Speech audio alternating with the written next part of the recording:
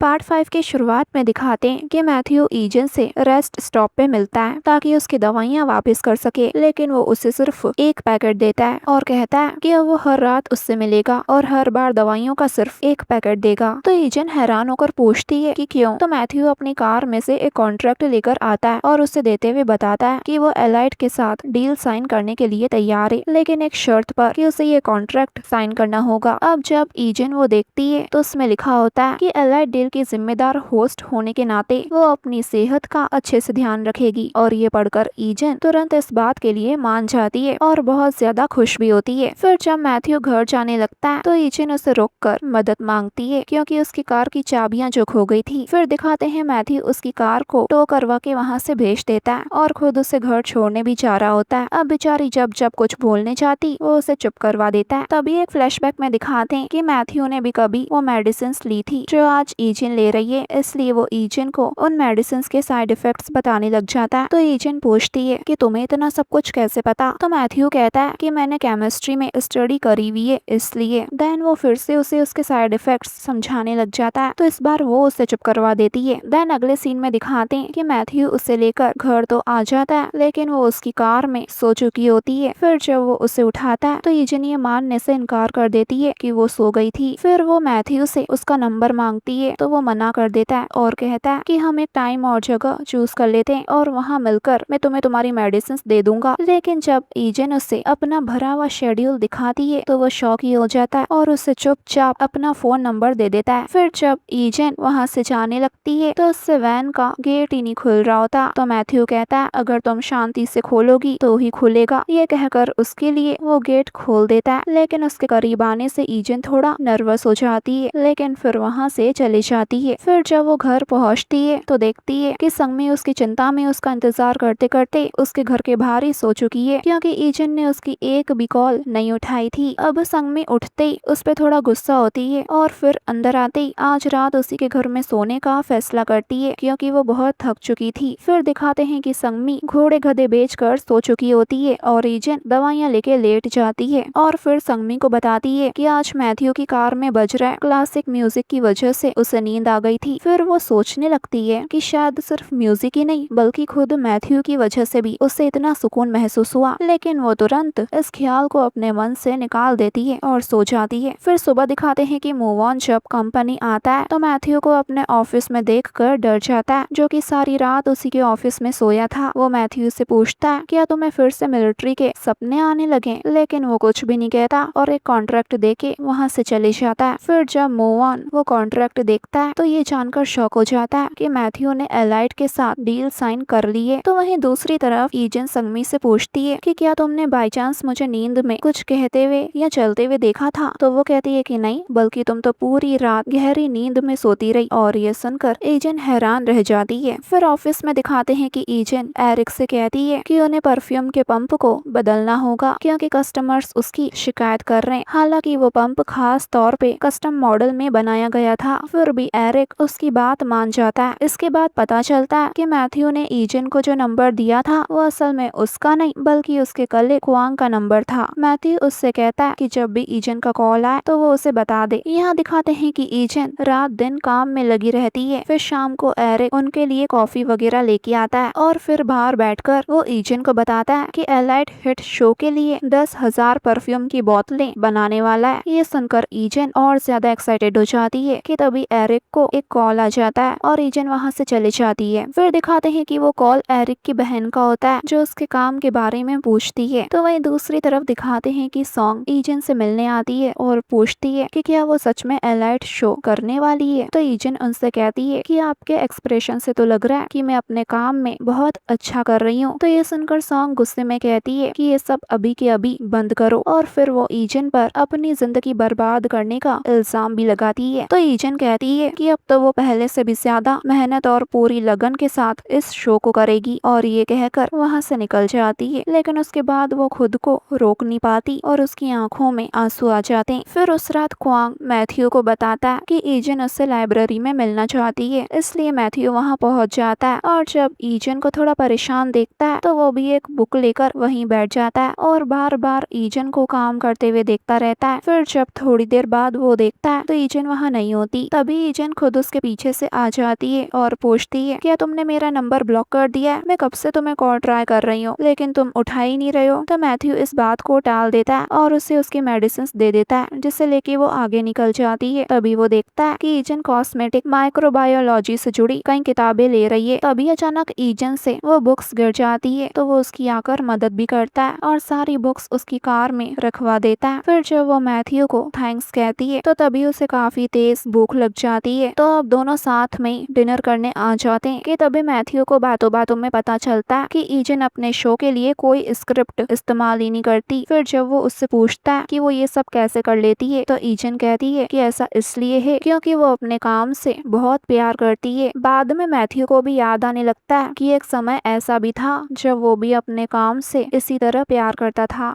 फिर अगले दिन दिखाते हैं कि ईजन अपनी टीम के साथ वीडियो शूट करने के लिए मैथ्यू के फार्म पर पहुंचती है, जहां एरिक भी मौजूद होता है। और मैथ्यू उन दोनों को साथ साथ बातें करते हुए देखकर थोड़ी जलन होने लगती है कि ये दोनों तो काफी करीब लग रहे हैं। कि तभी वो खुद उनके बीच आ जाता है और एरिक से कहता है कि फिर से मिलके खुशी हुई। तो एरिक भी स्माइल करते हुए उससे हाथ मिलाता है, लेकिन दोनों के एक्सप्रेशन से साफ समझ आ रहा था कि दोनों की दुश्मनी यहाँ से शुरू हो चुकी है। फिर फार्म के अंदर शूट शुरू होता है और संगमी सबको इंस्ट्रक्शंस दे देती है कि उन्हें क्या क्या करना है। लेकिन तभी वो मैथ्यू को घूरते हुए देख लेती है, जो ईजन और एरिक को घूर कर देख रहा होता है और उसे समझाती है कि उसे कैमरे की तरफ नहीं देखना है। फिर एरिक और ईजन का शूट पूरा होने के बाद मैथ्यू का शूट शुरू होता है। लेकिन जब वो ये सुनता है कि एरिक ईजन को डिनर पे इनवाइट कर रहा है, तो गुस्से में आकर वो गलती से एक मशरूम को ही कुचल देता है। ये देख सब शॉक हो जाते हैं और माहौल देखकर संगमी एक शॉर्ट ब्रेक लेने का डिसाइड करती है। तभी मोवन जश्न मनाने के लिए वहाँ एक बेवरेज कार्ट लेकर आता है और ईजन भी एक एक्स्ट्रा कॉफी लाके मैथ्यू को देती है और आज उसने जो कॉर्पोरेट करा उसके लिए थैंक यू कहकर वहाँ से चली जाती है। लेकिन तभी यहाँ दिखाते हैं कि मोवन जो फ्री में सबको कॉफी बांट रहा था, ये बात गांव की कैफे चलाने वाली एरा को बिल्कुल पसंद नहीं आती और वो उससे आकर झगड़ा करने लगती है। लेकिन मोवन वो बिल्कुल गुस्सा नहीं होता, बल्कि वो शांति से कहता है कि तुम्हारी खूबसूरती को देखकर ऐसा लगता है कि तुम्हारे पास कस्टमर्स की कमी नहीं होगी। ये सुनकर तो एरा कुछ भी नहीं कह पाती। फिर दिखाते हैं कि यहाँ लंच शुरू होता है और मिसेस यंग जानबूझकर ईजन को मैथ्यू के साथ बैठा देती है। फिर थोड़ी देर बाद एरिक भी वहाँ आकर बैठ जाता है और उस दौरान भी एरिक और मैथ्यू के बीच की टक्कर जारी रहती है। वैसे दोनों जानबूझकर कुछ बहुत तीखा खा लेते हैं और मन ही मन उम्मीद करते हैं कि ईजन उन्हें जूस का गिलास देगी, लेकिन ईजन दोनों के बीच कंफ्यूज हो जाती है कि आखिर वो गिलास दे तो दे किसको। तो आखिर में एरिक ही उसके हाथ से जूस का गिलास लेकर पी जाता है और इस दौरान गांव वाले ये अंदाजा लगाने लगते हैं कि ईजन किसके साथ ज्यादा बेटर लगती है। तो वहीं दूसरी टेबल पर भी एक और लव ट्रायंगल बनता नजर आता है, क्योंकि ये खाना मोवन लेने की कोशिश कर रहा होता है लेकिन ले नहीं पा रहा होता। तो ये देख एरा उसकी मदद करती है और फिर मोवन जब एरा को वो खाना देने चाहता है तो एरा उसे सीधा रिजेक्ट मार देती है, जिसे देख क्वांग अंदर ही अंदर खुश हो जाता है और मोवन से कहता है कि एक काम करो, ये मुझे दे दो। लेकिन मोवन वो खुद खा लेता है। तो ये देख क्वांग को गुस्सा आ जाता है और उसे गुस्से में देख संगमी उसे चुपचाप वही खाना दे देती है और उसका स्वीट नेचर देखकर क्वांग का दिल जोर जोर से धड़कने लगता है और वो तुरंत डॉक्टर के पास आ जाता है अपना हार्ट चेक करवाने, क्योंकि उसे समझ ही नहीं आ रहा था कि जो दिल कभी एरा के लिए धड़कता था कि आज वो संगमी के लिए क्यों धड़क रहा है। फिर रात को दिखाते हैं कि शूट खत्म होने के बाद ईजन मैथ्यू से अपनी मेडिसिन लेने आती है और आज अपने फार्म पे शूट करने देने के लिए उसे थैंक्स कहती है। तो वो मान लेता है कि उसने अपने फार्म में शूटिंग की परमिशन सिर्फ उसकी वजह से दी थी, क्योंकि जब तक वो हाँ नहीं करता ईजन उसका पीछा ही नहीं छोड़ती। इसके बाद ईजन उससे पूछती है कि क्या अगले कुछ दिनों तक वो सियोल आ सकता है मेडिसिन देने के लिए, क्योंकि वो ब्रॉडकास्ट तक काफी बिजी रहेगी। तब मैथ्यू कहता है कि वो दोनों उसके घर के बाहर भी मिल सकते हैं। ये सुनकर ईजन बहुत खुश हो जाती है और वहाँ से चले जाती है। फिर दिखाते हैं कि जल्दी एलाइट की एसेंस भी तैयार होके आ जाती है और इसी दौरान अगले कुछ दिनों तक मैथ्यू ईजन के घर के बाहर आकर उसे उसकी दवाइयाँ देता रहता है। लेकिन ईजन के पास उससे बात करने का भी टाइम नहीं होता, वो बस उससे मेडिसिन लेती है और थैंक यू कहकर जल्दी से वहाँ से चली जाती है। और मैथ्यू वो चुपचाप देखता रहता है कि कैसे वो खुद को काम में इतना झोंक रही है कि अपनी हालत की भी परवाह नहीं कर रही। फिर शो से एक रात पहले दिखाते हैं कि मैथ्यू उसे एक स्टोर से ढेर सारी कॉफी और एनर्जी ड्रिंक्स खरीदते हुए देखता है। तो तब वो पूछता है क्या तुम हमेशा के लिए जागने का प्लान कर रही हो, और फिर वो उसे उसकी जगह कैमोमाइल टी खरीदने के लिए कहता है और फिर ईजन को वही खरीदना पड़ता है। देन वो उसे बताती है कि वो पूरी रात जाग कर तैयारी करने वाली है। तो ये सुनकर मैथ्यू उसे उसके घर के पास बने एक गार्डन में ले आता है और वहाँ का नजारा देख वो बहुत खुश हो जाती है, क्योंकि काम के चक्कर में उसने कभी नोटिस ही नहीं करा था कि उसके घर के पास इतनी अच्छी जगह भी है। फिर कुछ देर के लिए दोनों वहीं बैठ जाते हैं और ईजन वहाँ मानती है कि वो इसलिए पूरी रात जाग कर शो की तैयारी करना चाहती है क्योंकि उसे खुद पर भरोसा नहीं है। तब मैथ्यू उसे समझाता है और कहता है कि उसे खुद पर विश्वास रखना चाहिए क्योंकि वो अपने काम में बहुत अच्छी है। सुबह दिखाते हैं कि एरिक शो की खुशी में ईजन के लिए एक नेकलेस खरीदता है। तो वहीं दूसरी तरफ मैथ्यू अपनी लैब में आता है जहाँ वो एलाइट के परफ्यूम की टेस्टिंग कर रहा होता है। तभी उसे एहसास होता है कि परफ्यूम में कुछ तो गड़बड़ है। अब वो तुरंत मूव ऑन के नंबर से ईजन को कॉल करने की कोशिश करता है, लेकिन वो फोन नहीं उठाती क्योंकि वो अभी अपने शो के लिए तैयार हो रही होती है। मूव ऑन उसे घबराए हुए देखकर पूछता है कि आखिर बात क्या है। तो मैथ्यू उसे प्रोडक्ट की टेस्टिंग रिपोर्ट दिखाता है और उसके बाद वो जल्दी से हिट की तरफ निकल पड़ता है, जबकि मूव ऑन एरिक को कॉल करके सारी बात बता देता है। यहाँ दिखाते हैं कि मैथ्यू ठीक टाइम पर हिट कंपनी पहुँच जाता है और ईजन को बताता है कि उसे एसेंस में माइक्रोब्स मिले। हालांकि उनकी संख्या अभी कम है, लेकिन मैथ्यू की टेस्ट रिपोर्ट के मुताबिक समय के साथ ये माइक्रोब्स बढ़ते जाएंगे। देन वो ये सब बताकर ईजन से शो रोकने के लिए कहता है, लेकिन ईजन मना कर देती है। वो कहती है कि उसने अपने कस्टमर से वादा किया है कि वो शो में जरूर आएगी। ये कहकर चली जाती है और मैथ्यू बस उसके डिसीजन पर शॉक्ड रह जाता है। फिर जब वो उसे रोकने के लिए रिकॉर्डिंग स्टूडियो के अंदर जाने की कोशिश करता है तो तब सिक्योरिटी गार्ड्स वहाँ आके उसे रोक देते हैं। तो वहीं अंदर ईजन लाइव ऑन एयर आ जाती है और अपने कस्टमर से माफी मांगते हुए कहती है कि वो इस एसेंस को अभी नहीं बेच रहे हैं। और इसी मोमेंट पर ये पार्ट पूरा होता है गाइस।